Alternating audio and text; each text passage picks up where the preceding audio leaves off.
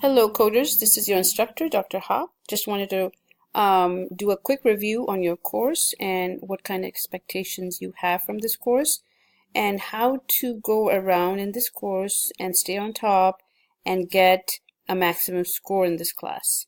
So the first thing I want you to look at is your course name, and which is ME2535, your course start date and your section. Sometimes when you text me, I would prefer you giving me this information so I can get to your answers as quick as possible and keep in touch with some kind of productive response. So if you want any information on me as to who your instructor is, please click on faculty availability. You will see all my information posted here, my contact info, my email, my text. I do prefer text, please, because that is the most quickest way I can respond back to you. I also want you to keep an eye on your roadmap, which is on every weekly courses that you have to review. Very, very much on the top. If you click on it, you will see how everything is given out to you step by step with the due date given. Everything that you have to do, remember that you have a book to use in this course, which is step by step. And for first week, you're doing chapter 8 and chapter 9.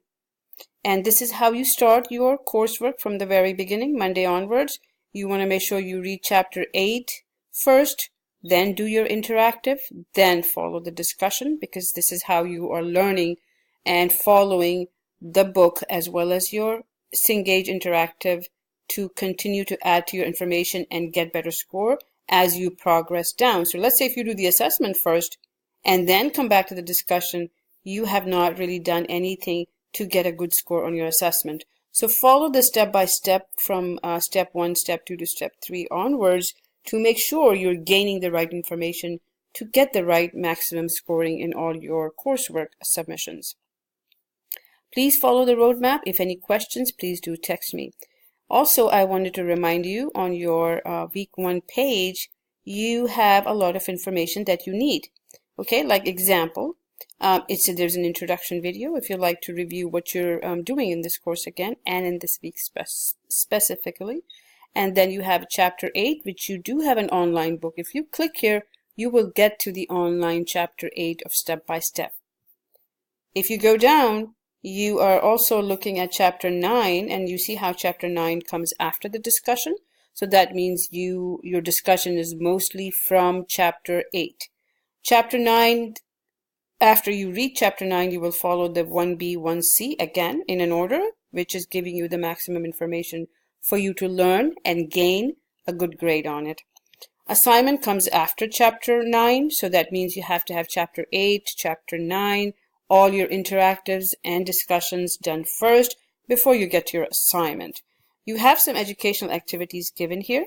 You have a study guide which gives you a certain information, like what kind of pages are you doing and what do you need to do in case if you're doing this assignment. So just a quick tiny little few things for you to review, but they give you a lot of information.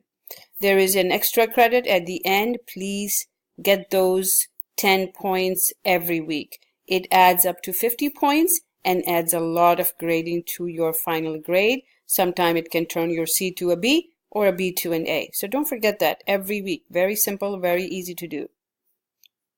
Also, when you do your discussions, please don't forget that you have 3 questions for your main post. 1, 2, 3. Answer all of them. And when you are replying to your colleagues or your instructor, you have to answer these 2 out of these 3 questions here. Okay? It says everything's given here. Sometimes we just forget. So that's why I'm kind of reminding you. And don't forget that if you do miss out any of the 3 questions in your main post, you can add that information to your replies to your classmates so that you covered that information in case if you've forgotten to do in your main discussion posting. So 3 questions for your main post and 2 out of 3 for your replies. So please don't forget that I'm always here. If you do have a question, please let me know. Again, my information is posted everywhere on faculty availability, on announcements. I do post announcements here and there for you to keep an eye, your reminders, your checklists, your just some, there's a I was going to forget about that. There's a live Q&A session, okay, from Sunday to Wednesday. I want you to please get help from there in case if you're not able to contact me for any reason. This is a live session by all instructors for coding. They help you with any questions from your course or any medical billing and coding course. There is also an academic coach and an instructor which can help you if you call this line from Monday to Wednesday or Thursday, I think. So just give them a call, see if they're there, and they will be happy to help you. Any questions, do not hesitate to contact me, my text, my email, and I'll be more than happy to assist. Take care and good luck.